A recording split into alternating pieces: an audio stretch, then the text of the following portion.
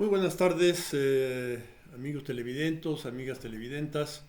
Este video interrumpe otras que estoy preparando y se debe a los lamentabilísimos sucesos del día de ayer en la noche, que pudieron haber sido mucho más dramáticos de haber ocurrido en una hora donde hubiera mucho más pasajeros y más tráfico abajo. Fue terrible, es terrible, las imágenes que vemos eh, lo llenan a uno de gran sentimiento y una cosa es lo que ese sentimiento empuja y otra cosa es lo que la racionalidad eh, nos plantearía como conveniente. Miren, eh, esto ha pasado mucho en varias industrias, la de la construcción, y mencionaré la industria aérea, la aviación. Con los primeros accidentes aéreos, pues era fácil decir, pues el piloto tuvo la culpa, ¿verdad? Como el piloto moría, pues ya, se tenía culpable. Y pero eso no mejoraba los aviones, ¿verdad? Un piloto muerto no se le puede componer. En cambio, a un avión con imperfecciones se le puede componer. En la posguerra, y parece ser que un poquito antes de la guerra, fue surgiendo el peritaje, como fue el peritaje en la industria aérea, y este peritaje, pues, determinaba que se iban mejorando poco a poco los diseños de los aviones. Recuerdo el caso hubo problemas con el Constellation que se mejoraron y fue un avión famoso.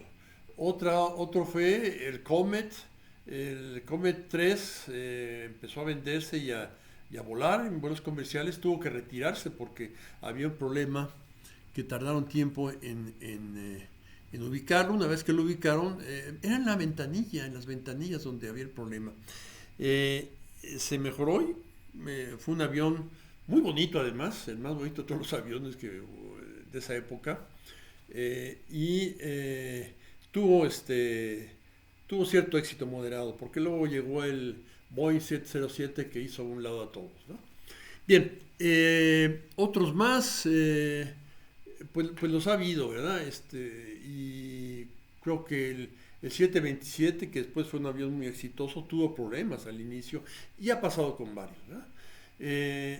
Pero inicialmente era un peritaje muy difícil de realizar, pero gente muy habilidosa y muy fría en sus juicios, muy preparada, ¿verdad? Esto no son enchiladas, muy preparada, ingenieros aeronáuticos, este tipo de cosas, iban escudriñando hasta que encontraban.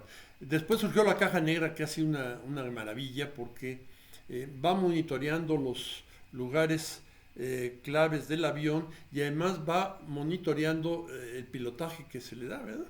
Entonces, pues ha habido accidentes cuya razón se determina gracias a la caja negra y ha habido, en algunos de ellos ha sido el piloto, ¿verdad? Por ejemplo, aquel DC-10 que se estrelló en el aeropuerto de la Ciudad de México fue culpa del piloto, claramente, se equivocó de pista, ¿verdad?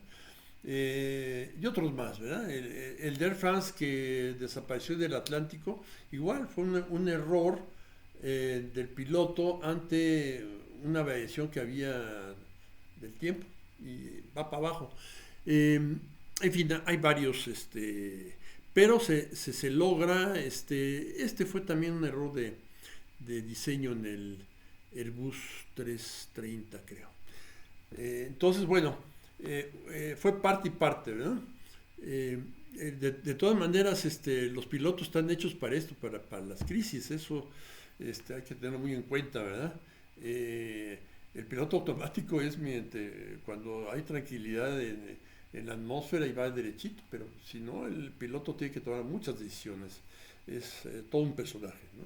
Bien, en la industria de la construcción yo recuerdo cómo después del 85 hubo varias comisiones averiguando, organizando los peritajes de los muchos edificios que se cayeron, ¿verdad? Entonces, bueno, meterse en esto era terrible, pero sí recuerdo del el terremoto del 57, hubo dos edificios que uno se cayó así, caerse, y fueron casi todos los muertos, fueron ahí. Y otro fue que se salieron a tiempo las gentes y no hubo desgracias.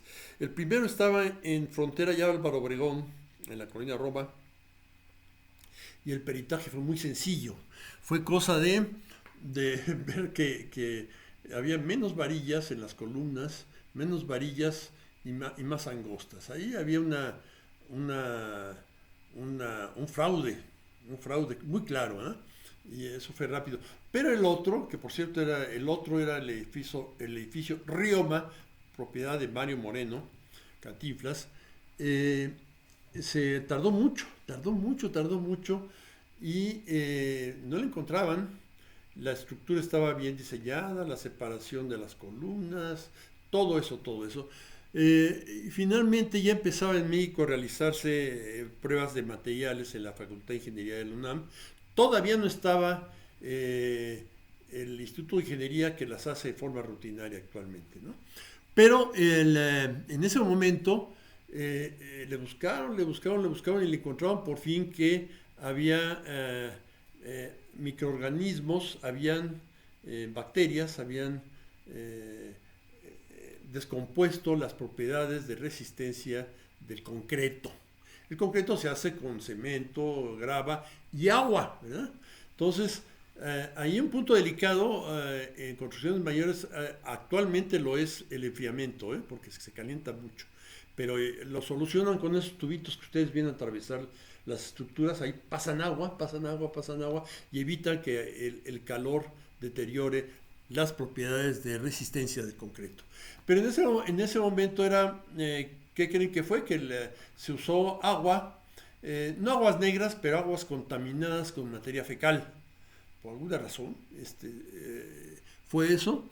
Y se hicieron después pruebas comprobatorias en el instituto, en la Facultad de Ingeniería de la UNAM, y efectivamente se alteraba las propiedades de elasticidad y resistencia del concreto, ¿verdad? Bueno, esto es algo que nos muestra que no es nada fácil. No es nada fácil y por lo tanto preocupa que la gente se suelte a exigir cabezas por aquí y por allá, y a la hora que le digan aquí está el culpable, ¿verdad? El piloto borracho, a esa hora la gente se tranquilice y se dejen de buscar las causas de este terrible accidente, ¿verdad? Hay una fotografía que me llegó a mi teléfono en donde se ve claramente como un pedazo de revestimiento de esa estación donde fue la desgracia está zafada, ¿verdad? Bueno, que se zafe un poquito el revestimiento es adorno, ¿verdad? Pero que sea zafado puede querer decir que hay desviaciones o rupturas de la parte estructural que está detrás del revestimiento y que con milímetros o micras que se mueva ya representa un riesgo y bueno, se manifiesta afortunadamente, si se saben ver los síntomas, en ese revestimiento que está zafado. Entonces, sí, y es una fotografía del año 18, ¿verdad? O sea, se tendría que haber referido a eso. Entonces, habrá muchas cosas que averiguar al respecto,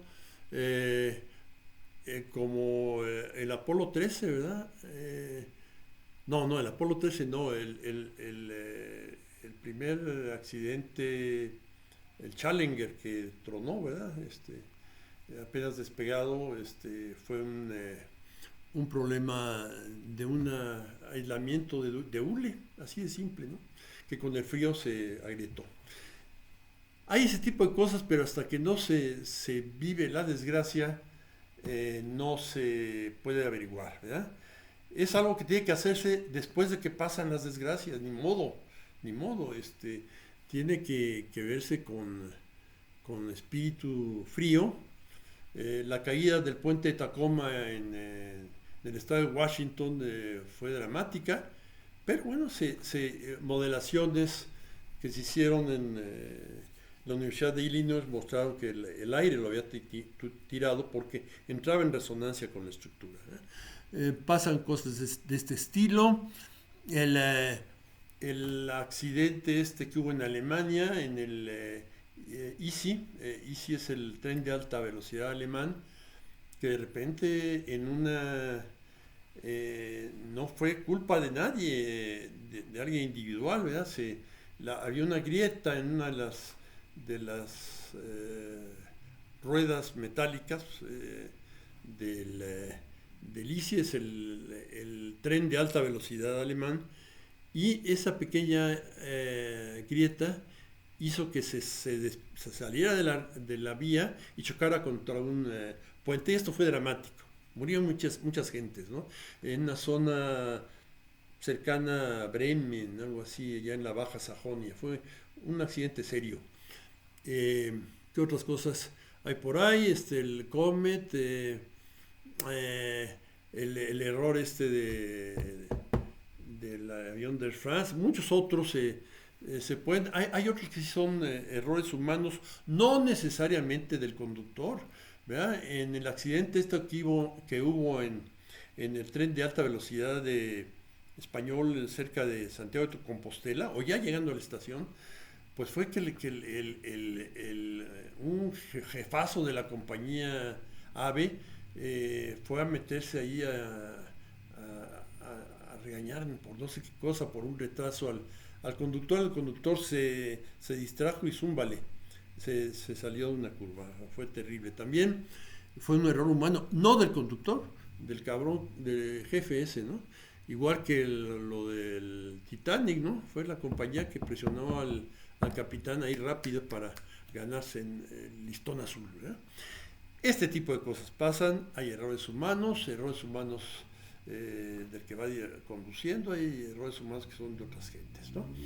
Yo siempre recuerdo cuando pasó el primer accidente del metro, fue en Calzada de Tlalpan, y ahí no se sabía qué había pasado porque fue un alcance de trenes y el conductor del convoy que iba fuera de control murió, ¿no? Entonces yo leyendo las noticias le dije a un vecino, ¿no? Y ahora que va a tardar mucho tiempo en saberse, ¿no? En saber qué diablos pasó. No, pero mi vecino, un tipo, bueno, me aclaró rápidamente qué había pasado, ¿verdad? Me dijo, no, Jorge, eso fue a causa del, ahí se va del mexicano, ¿verdad? Él también era mexicano y yo también, es algo impropio, ¿verdad?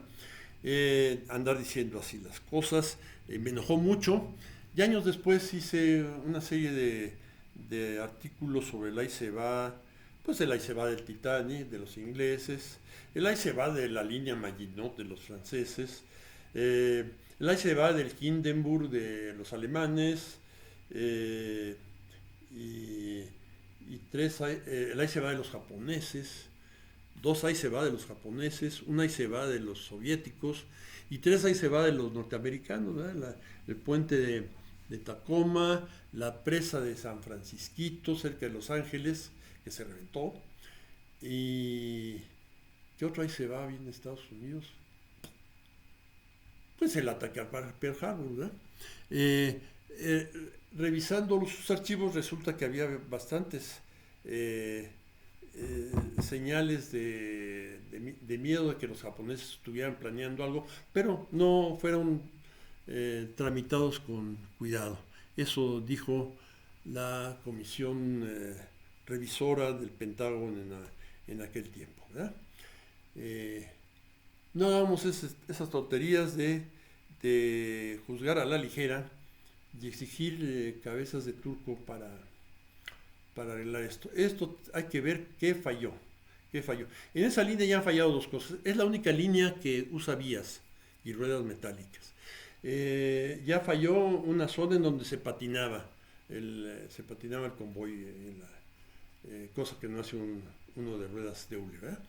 Y esto ahora, ¿no? Y que parece ser que había señales, pero señales que no fueron procesadas. Y bueno, aquí tenemos la desgracia. hay que ver la causa física y las responsabilidades de quienes no eh, eh, hicieron lo adecuado. Hay responsabilidades muy serias acá y un problema de ingeniería que hay que tomar en cuenta para el futuro. Descansen en paz los paisanos que murieron ahí y, cuidado con esto, ¿verdad? Eh, Mi talante es así y probablemente ofenda yo a muchos, ¿no? Eh, pero es así. Muchísimas gracias y seguimos. Espero grabar al rato uno para mañana.